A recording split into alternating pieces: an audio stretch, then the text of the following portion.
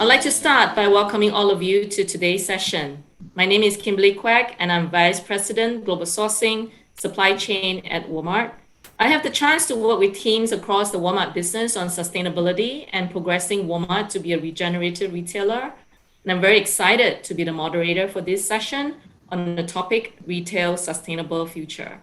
I also like to share the efforts in Walmart on this topic. In Walmart, we help people save money, live better, and also preserve the planet, as we believe climate change is the greatest challenge of our time. We also believe people should have access to sustainable products that they can afford. Consumers are increasingly aware that every purchase has a long-term impact to the planet, thereby influencing their buying decisions. That's why we are focused on addressing the wide-ranging crisis of climate change, ecosystem loss, and the rise of single-use plastics. Last September, our CEO, Doug McMillon, announced Walmart's commitment to become a regenerative company, one dedicated to place nature and humanity at the center of our business practices. And locally in India, Walmart is also committed to build strong local businesses in India. Flipkart recently announced how it is also powering India's green economy ambitions and ecosystems. For instance, 100% of Flipkart's delivery fleet will be electric vehicles by 2030. And Flipkart also commit to remove single-use plastic packaging from its fulfillment centers, implementing packaging optimization, and creating national standards on packaging to reduce waste in their supply chain, promoting reusable and recyclable materials. Flipkart also announced a partnership with a US-based nonprofit called Canopy to source sustainable packaging. To further reiterate the importance of this topic we're discussing today, this year's Global Risk Report by World Economic Forum highlights and identifies climate action failure as the most impactful and second most likely long-term risk for humanity. Many enterprises and entrepreneurs, like our panelists today, are not losing sight and continue to put sustainability efforts as top priority. Today, we are joined by two very successful leaders, Preet Dupar and Shailesh Vikram Singh, to share with us their thoughts. Preet Dupar is a very successful professional, current Chief Financial Officer and board member at IKEA Group India, and she played a very important role in the entry of IKEA into India. She also leads sustainability agenda for the company and plays an active role on government policy matters that impact the retail business and investments in India, contributing to bringing positive change in the business environment. Prior to IKEA, Preet has an amazing career in BBC India as financial planning manager, and her career spans an outstanding 20 years of experience in various industries and geography. Welcome, Preet. Next, our second panelist is Shailesh Vikram Singh, who is an investor and entrepreneur at heart. He is the co-founder of Massive Mobility and founder of Go Massive, a sustainability-focused investment network investing in companies solving pollution and waste issues. He's also trustee of Massive Earth Foundation, a nonprofit accelerating industry's effort to capture plastics from leaking to water bodies. Massive Mobility is setting up a dense network of smart chargers focused on E2, E3 wheelers in India in partnership with leading OEMs and fleet operators. Welcome both to the panel. Thank you, Kimberly. Before we begin, I also like to announce something special for our audience. Please do tweet your key takeaways from the session with the hashtag #Converge@Walmart. There are exciting prizes for a few lucky tweets. So Preet, I'd like to start off with you and the work that IKEA has been undertaking in this area. I know IKEA has a uniquely holistic approach across your value chain. The range of initiative is so wide-ranging, like using sustainable materials, plant-based food, to renewable energy, just to name a few. And IKEA is also committed to a goal of becoming climate positive by 2030 by reducing greenhouse gas emissions. I know there's a lot to share. How important is it for companies to align your strategic and operational goals to making sustainability and priorities? And what are your main challenges and advantages to doing that? Preet? Sure. Thank you, Kimberly. So as you said, IKEA has actually a very holistic approach towards approaching sustainability, and that's also coming from the very ethos and the very vision of IKEA. And at the group, and I work with the Inca group, which is actually the group that has the retail and the meetings, the IKEA meeting places business. And at this group, we know that we have a huge responsibility and an opportunity, I'd like to say, to tackle the climate crisis. And we want to be part of shaping a new normal that's better for people and better for planet. So if you go back to our vision, it is to create a better everyday life for the many people. And you can't actually achieve the vision, this vision by looking at, what is the new normal that's better for people and planet. And if we talk about customer perception as well, the customer today is more aware and wants to be a part of the solution.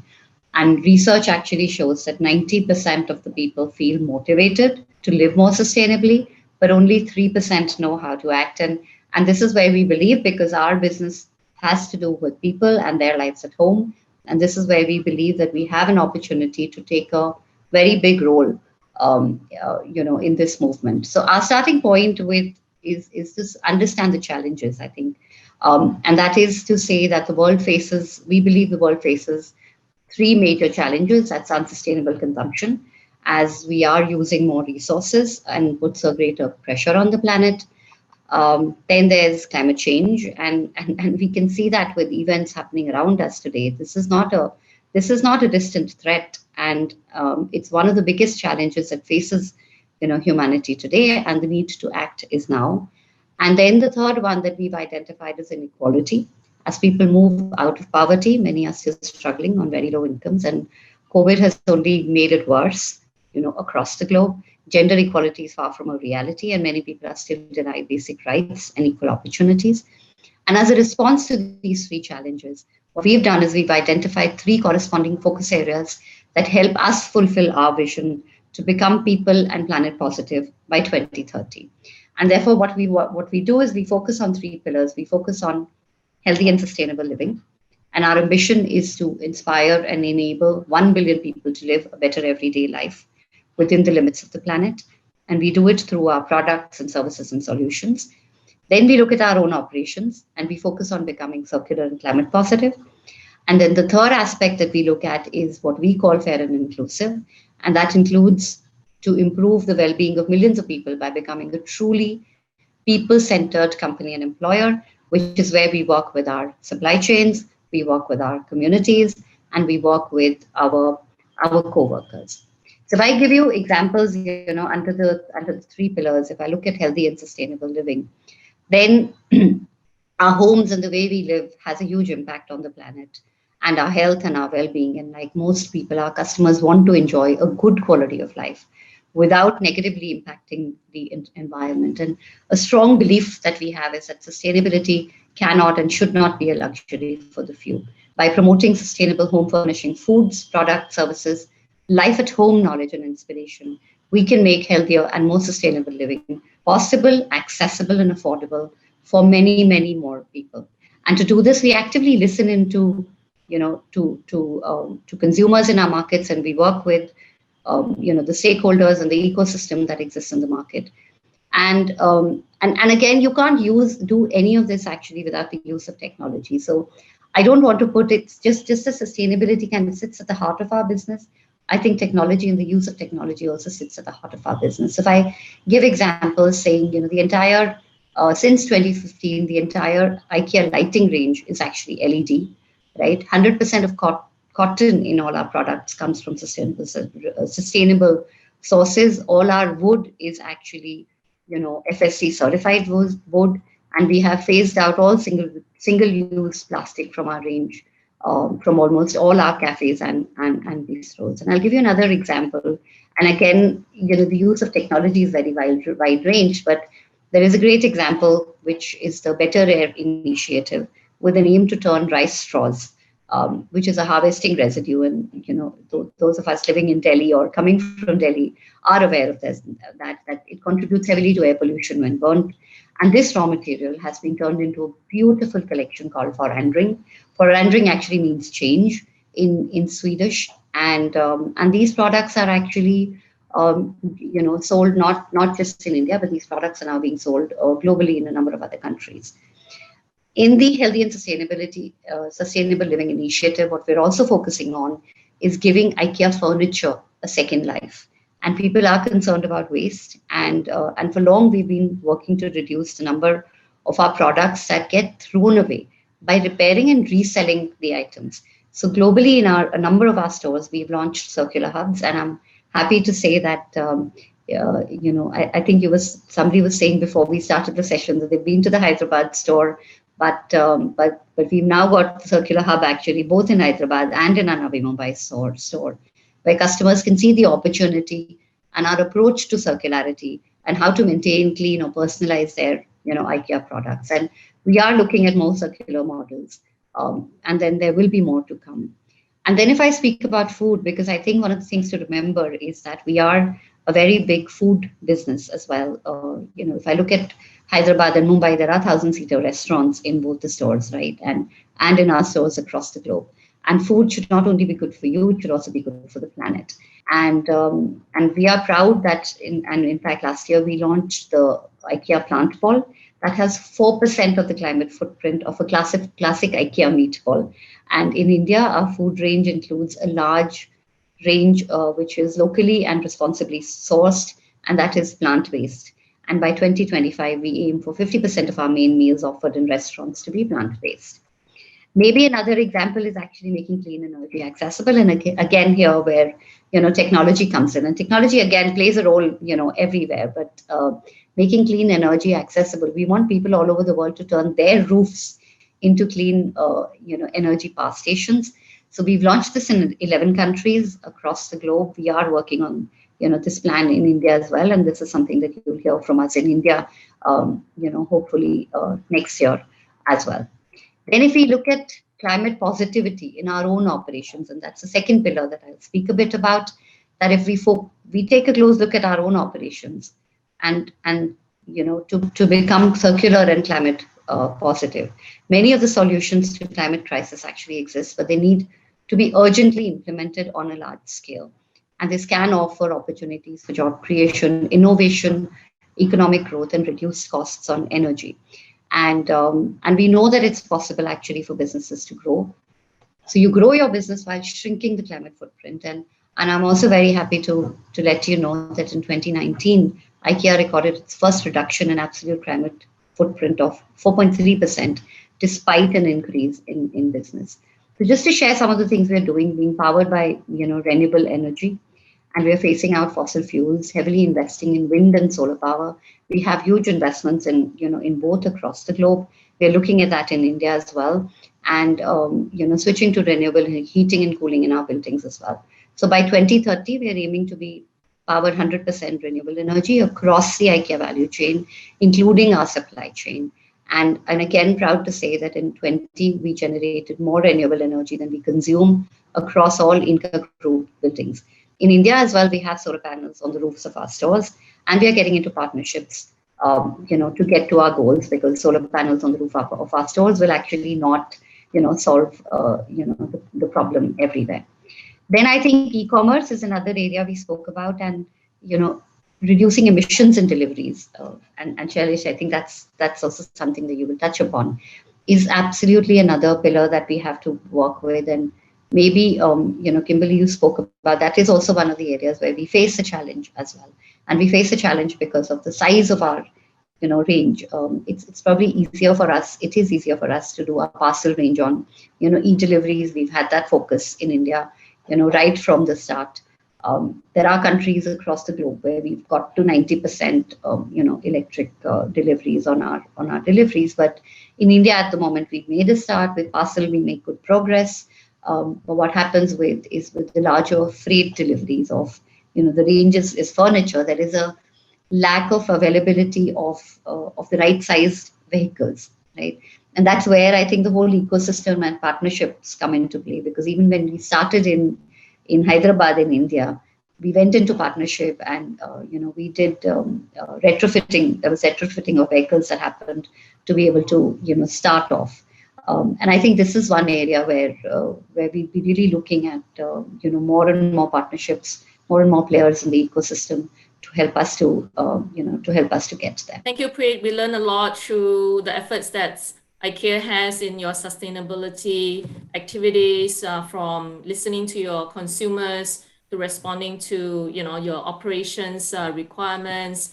And I picked out something, which is what you said: sustainability cannot and should not be a luxury, and it's possible and it should be accessible to people. Thank you for sharing that insightful thought. I'd like to move on to Shalish. And Shalish, we know that you are an avid investor. You're also an entrepreneur yourself. Investors and entrepreneurs have a vital role to play in incubating, and in your instance, right, the clean e-wellers and in preventing water pollution. Certainly, technology innovation has its role in driving the low carbon transition across the economy. Just like to hear from you, do you think there's going to be a different approach to innovation and to investment? I mean, usually, traditionally, as innovation, companies will want to keep for themselves, right, as competitive advantage. But in sustainability, it seems like we really want to move the world. We should be sharing every single innovation that we could find as broadly as possible, alongside with an investment mindset. Please share with us your thoughts. I think you pointed a very interesting point, right? Whether the innovation will be very open or not. So I think it will be somewhere mix of these tools, right? I believe that the pollution and climate change is fundamentally an engineering problem. Because 100 years back, when all this electricity or every whole consumption started, right, there were no resource constraints. So people just build whatever they build, just without worrying about the what you call pollution or what you call the residual effect. So it was what you call the error was pretty large. But today, when we are living in a resource constrained environment, the engineering is going to solve that. Now here a mixed scenario. So will the innovation be open or will innovation will be closed? So I think there's a middle of the path. Look like Tesla. So Tesla has outsourced or what you call open source all its battery design. They're saying if you want to work it on any of the innovation, please go and work on. But are they opening all the innovation? Probably no, because that is also their edge. So I think there are areas where people will come and collaborate, and there are areas companies will try to remain their edge. Look like Ether, around last week, they announced they are open sourcing their design of EV charger for two-wheelers. That's a huge step, right? But so they will keeping some IP with themselves, and they will also open source or what you call open their IPs to a lot of other players to work on and build off. So what we say the complex parts will be solved by a multiple area. What has happened in the software also, like in software, you see there are a lot of open source projects going on, whether there is a WordPress or Drupal or even the whole Linux Foundation or GitHub, right? So whatever the innovation will happen, it will always have two sets coming at the same time. You will have a huge open source community which is building a lot of areas, and there are a lot of what you call proprietary stuff also, which will be required for the mission critical operations by the corporates, everything else. And I think both will contribute to each other. And I see similar or probably bigger, you are very right, that a lot of innovation is going to be open sourced or shared with all of people around. So that's what's going to happen. I think there are also discussions around that it's actually a corporate responsibility to share. Yeah, I think the corporate responsibility side, my sense is a little different. Like I had please said, right, it is no longer a luxury, it is more of very important innovation today. My sense is that ESG or what you call the whole climate action is going to become hygiene. If you do not have that, you won't be there, right? So whatever the corporates are doing, their revenue will reflect their ESG commitment, or vice versa. If the ESG commitment is not there, revenue will be severely impacted, right? Like say we also run a fund called Climate Angels Fund. And in Climate Angels, we have done a couple of investments. And one of the investments, and the underline is that every investment, the only measurement we have that if the revenue grows, that means the impact to climate change is happening. Because the company revenue is tied up with the climate change. Like there's a company called Beko, which makes what you call the tissue papers made from bamboo grass, or the floor cleaners made from biological, recyclable material, non-chemicals. And here, if the revenue grows, the company is doing well, or climate change action is happening. Like say Tesla revenue is growing, that more EV is getting deployed. You don't need accounting services to figure out whether there is a positive impact or not. So ESG is going to become hygiene. ESG no longer going to be another department of the company. So that's my thought. Yeah. Shailesh, one, I totally agree with you that ESG is going to become it, and I think it already is becoming the norm, right? But maybe just one more aspect to pick on is trust. Yeah, and are we really, as organizations, do our co-workers, do our customers, do our service providers trust us? And I think that's also where, ESG plays a very, very important role. So it's and then also, Kimberly, you were touching upon technology, earlier when we were speaking, is in monitoring, every action that you're doing. That's where technology actually steps in. So as an example, in IKEA, we do monitor energy wastewater goals, and I'm very happy that actually at the click of a button, you actually know the energy wastewater goals being followed up, for every single unit across the organization. And that active monitoring is what will lead to change. You say, what is not measured, you're not going to be able to improve. But I think there are great strides happening on that front as well. Right, right. And it does seems like, the way that both of you frame it is having a formal sustainability program, be it ESG, frankly, cuts across your customer base, your associate base, even your service provider, because it's more of a value. It's no longer, to your point, Shailesh, it's not an individual department. It should be a ways of operating a business. And thank you for sharing that also on how technology is capturing data in monitoring the impacts of all these efforts. So just digging deeper on this point, because we talked about a lot of investments, it's part of the corporate P&L moving forward. Do you think sustainability necessarily needs to come as a premium? And with sustainability as a non-financial matrix be really recognized as a key determinant of future value from an investor point of view? Please, any one of you to contribute. I think very interesting point. And so far, historically, people always assume that a sustainability or what you call impact means higher price. So if you want to buy organic food, it should be 30% expensive or 100% expensive, right? Or electric vehicles have to be expensive. I think in India that paradigm is broken. Today, electric three-wheelers are cheaper to operate, cheaper to buy than conventional three-wheelers. And I think at Massive, that's our hypothesis. We are looking for technologies which can enable to get organic food at the below cost or almost at par cost with what you call in a normal produced food, right? And I think the premium for sustainability should not be more than 10%. I think anything above that is not acceptable, because the aim of technology and investment is to create products faster, better, cheaper, like what IKEA does. And that's why I think the goal of all the organizations here. And I think until as we reach that part, and that is a big challenge to cross, the moment we cross that, I think majority of things will become very sustainable. And I think in coming 3 to 5 years time, that is bound to happen, because government policies as well as the consumers, they all are looking for sustainable solutions, right? So investors will later or sooner come there.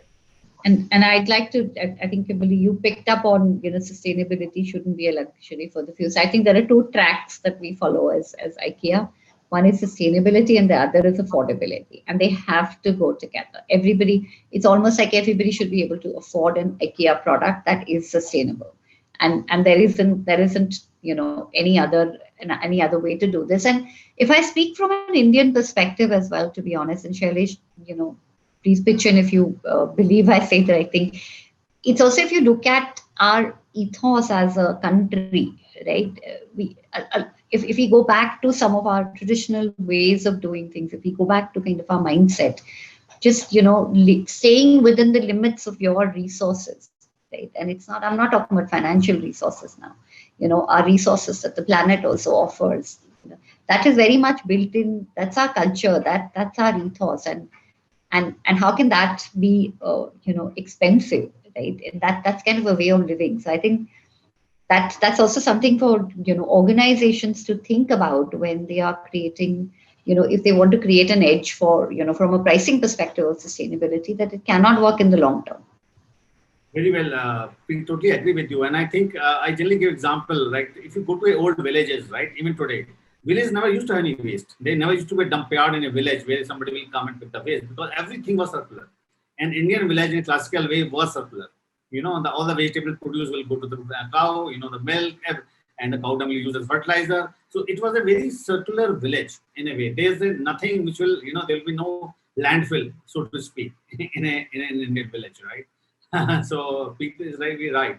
So that's our ethos, and I think, and that's where we have to do that, where we can build affordability and sustainability together. These are two not different paths. They have to come together, and once we combine that, I think we are on the right track. Right. No, this is great discussions. Just wanted to close off our questions, but still have a very strong question out there, and that would be, if there are corporate decision makers dialing in right now, what would be the one challenge that you would like to give them who's watching this session right now? I would say if they don't have a plan ready, then to have a documented plan ready for what are your aims, and then chart out the path of, how to get there. And then, as I also have the CFO responsibility, I would say this will mean, as a corporate decision maker, initial investments in the business, because this is not easy to kind of, come by, and have that mindset ready that, this is a lot of the areas in sustainability are iterative, and be prepared for taking some decisions for, that may impact on financials in the short term, but are absolutely essential for the long. Shailesh, anything to add there?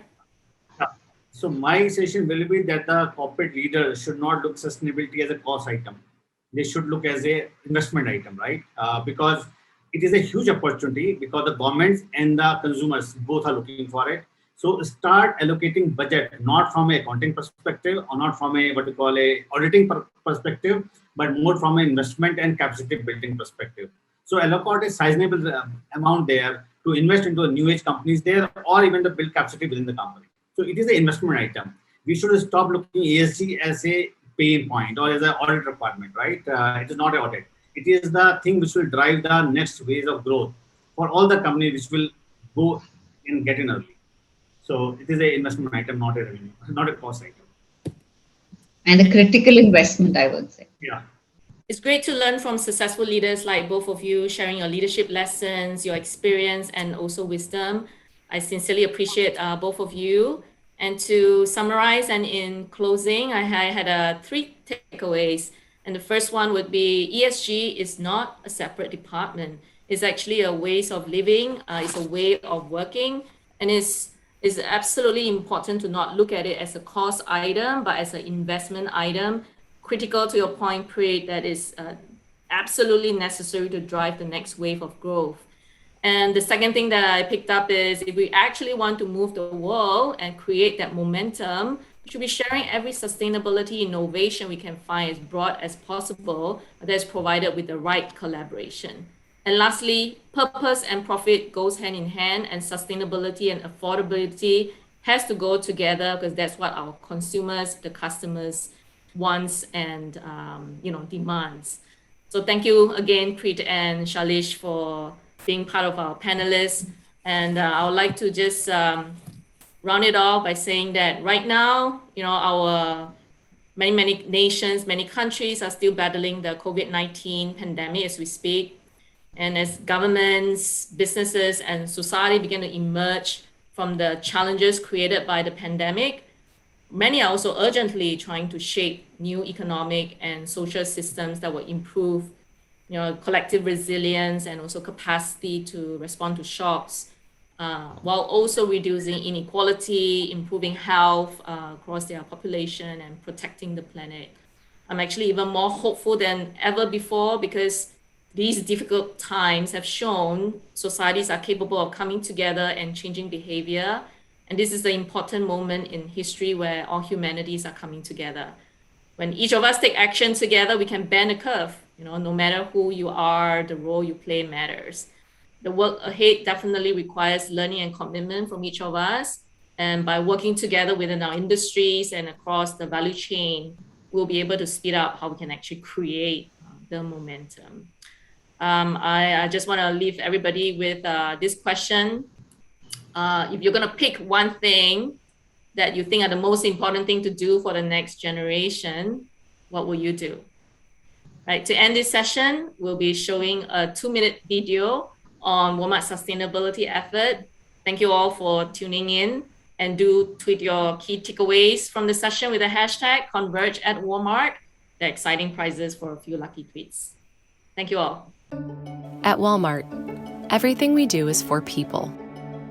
We're using our strengths to help people live better and preserve the planet. We believe all people should have access to sustainable products they can afford. That's why we're committed to improving the sustainability of key commodities by 2025. We believe businesses should respect human rights and people should have the opportunity to fulfill their potential. That's why we're committed to sourcing responsibly, helping prevent forced labor, promoting the dignity of women, and creating inclusive economic opportunities. We believe climate change is one of the greatest challenges of our time. That's why we're targeting zero emissions in our own operations by 2040 and engaging our suppliers to avoid a gigaton of emissions from our supply chain by 2030. We believe all people should live in a cleaner world. That's why we're committed to eliminating waste in our own operations and working with our suppliers to recycle more and use less plastic. We believe healthy natural resources support healthy communities. That's why we, along with the Walmart Foundation, are committed to helping protect, manage, or restore at least 50 million acres of land and 1 million square miles of ocean by 2030. By doing all this for our people, for our communities, and for future generations, we are committed to becoming a regenerative company dedicated to placing nature and humanity at the core of our business.